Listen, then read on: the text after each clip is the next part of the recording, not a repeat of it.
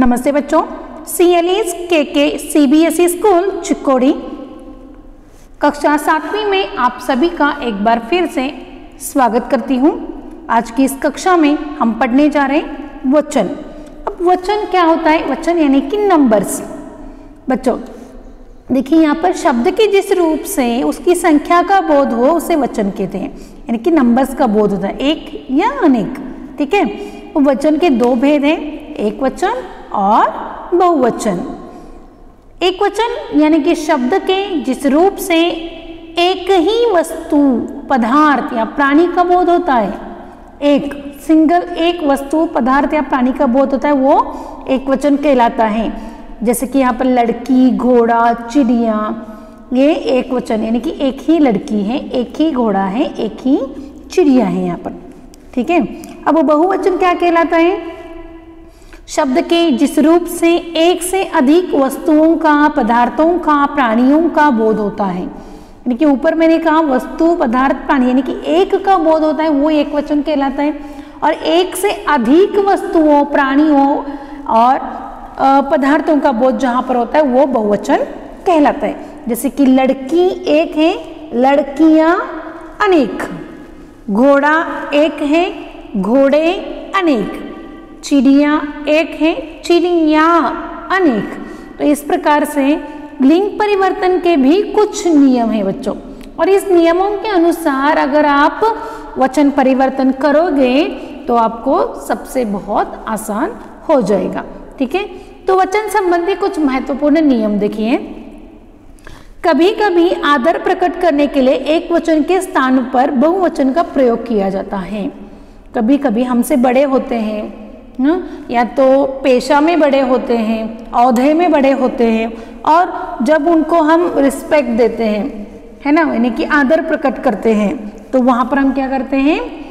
क्रियापद के रूप में हम उनको, मतलब वो बहुवचन में संबोधित करते हैं। जैसे कि पिताजी कल दिल्ली जा रहे हैं, पिताजी कल दिल्ली जा रहे हैं।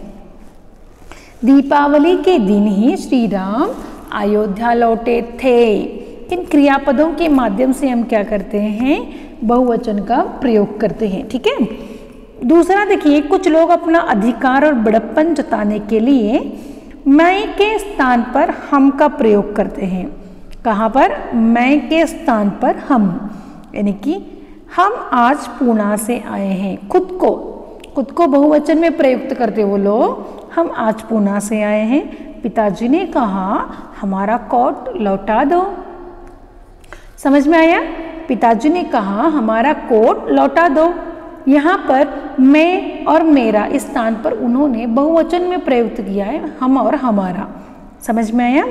और तीसरा नियम जो है, आग, दूध, पानी, वर्षा, जनता आदि जो शब्द हैं वो सदैव बहुवचन में ही रहते हैं। जैसे इस साल वर्षा अच्छी हुई, जंगल में आग लग गई। ठीक है बच्चों, तो इस प्रकार से ये नियम है। अब वचन परिवर्तन के नियम, वचन परिवर्तन के नियम क्या क्या हैं? तो सबसे पहले पुल्लिंग शब्दों के नियम देखते हैं।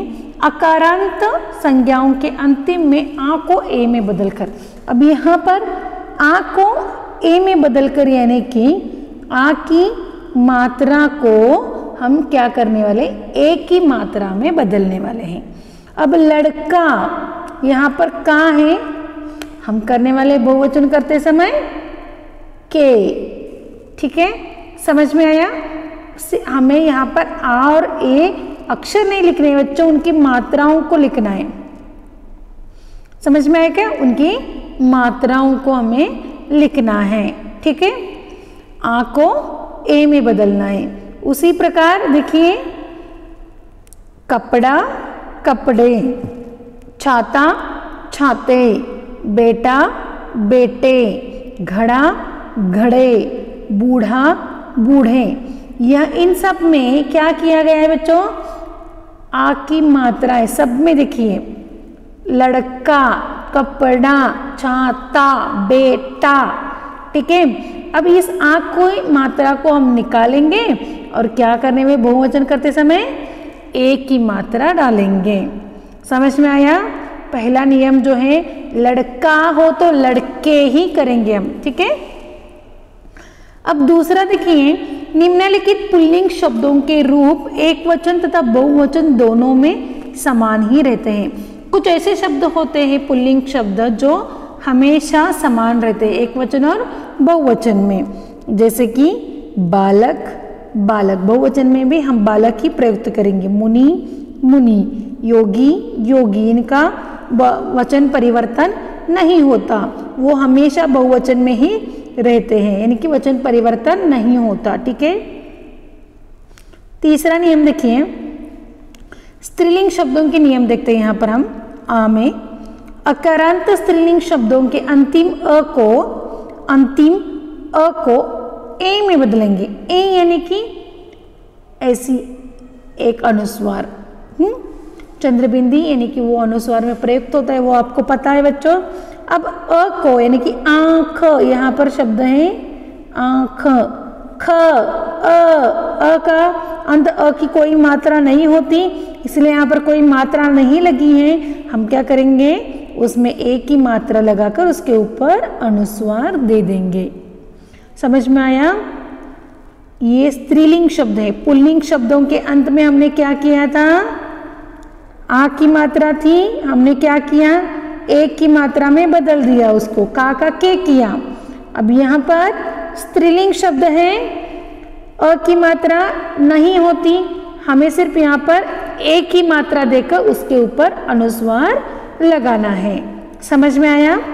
अब देखिए, बात, बातें, ते, ठीक है, रात, रातें, बहन, बहनें, सड़क, सड़कें, पेंसिल, पेंसिलें, पुस्तक, पुस्तकें, ठीक है बच्चों। इस प्रकार से अ की कोई मात्रा नहीं होती और बहुवचन करते समय हम उसको एक की मात्रा में बदल देंगे, ठीक है।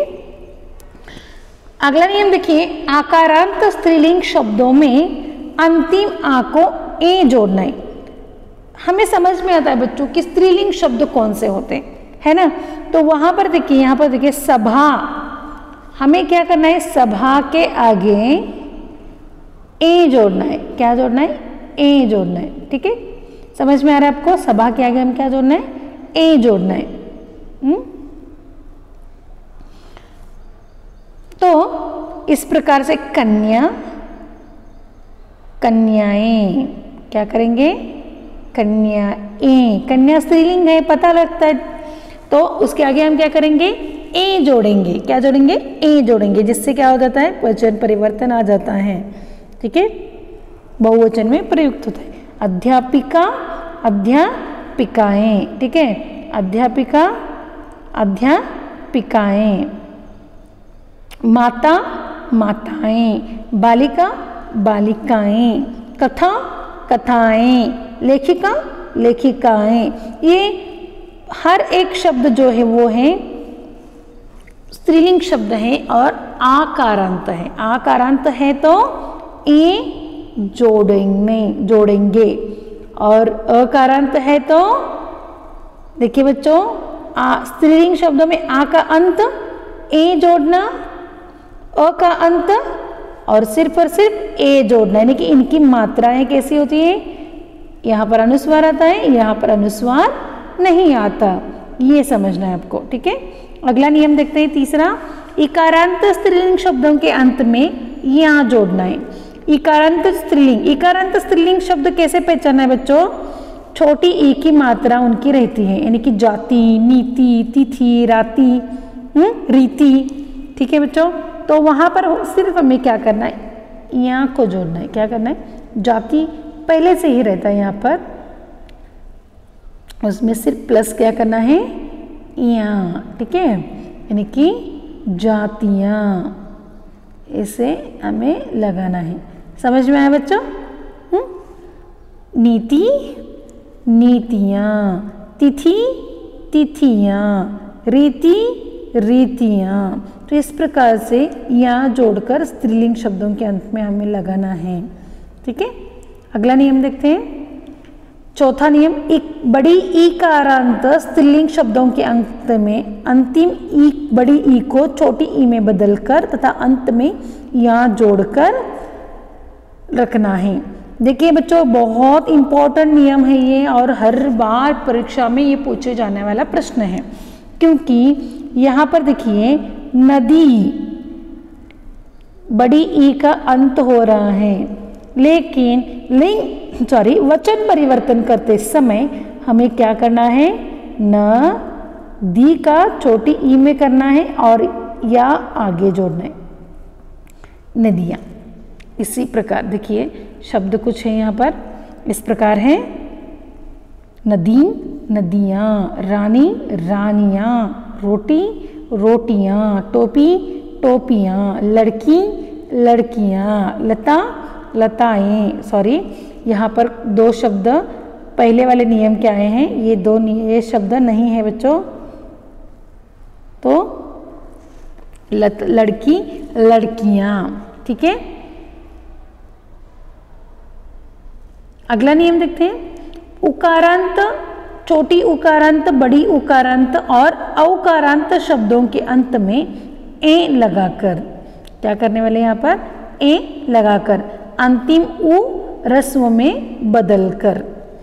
यहाँ पर बहुत ही टफ है ये, वस्तु उ छोटी उ है, लेकिन बहुवचन करते समय हम उसे क्या करेंगे, यहाँ पर जो छोटी उ है तो वो छोटी ही रहेगी, यानी कि वस्तु, आगे सिर्फ यहाँ पर ए लगाना है, वस्तुएं, धेनु धेनुएं, ऋतु ऋतुएं, बहु, यहाँ पर बहु का जो बड़ा ऊ है तो बहुवचन बनते समय वो क्या हो जाएगा, बहुएं, ठीक है, बहुएं, वधु वधुएं, गौ गौवें। इस प्रकार से बहुवचन जो वचन परिवर्तन करते समय हम क्या करते हैं, यहाँ पर अंतिम ऊ को रस्व में बदलकर उनका परिवर्तन करते हैं, ठीक है बच्चों।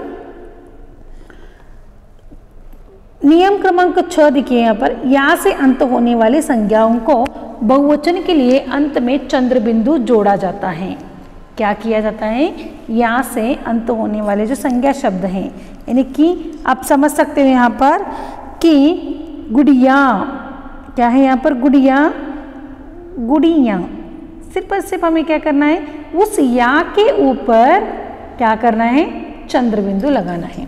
चिड़िया चिड़िया, डिबिया डिबिया, बुढ़िया बुढ़िया, कुटिया कुटिया, चूहिया चूहिया, कुतिया कुतिया, या के ऊपर हमने क्या किया है, सिर्फ उसके ऊपर चंद्र बिंदी लगाई है, ठीक है बच्चों। तो इसी के साथ ये वचन परिवर्तन यहीं पर समाप्त होता है बच्चों। अगले क्लास में हम एक नए कक्षा के साथ आएंगे। धन्यवाद।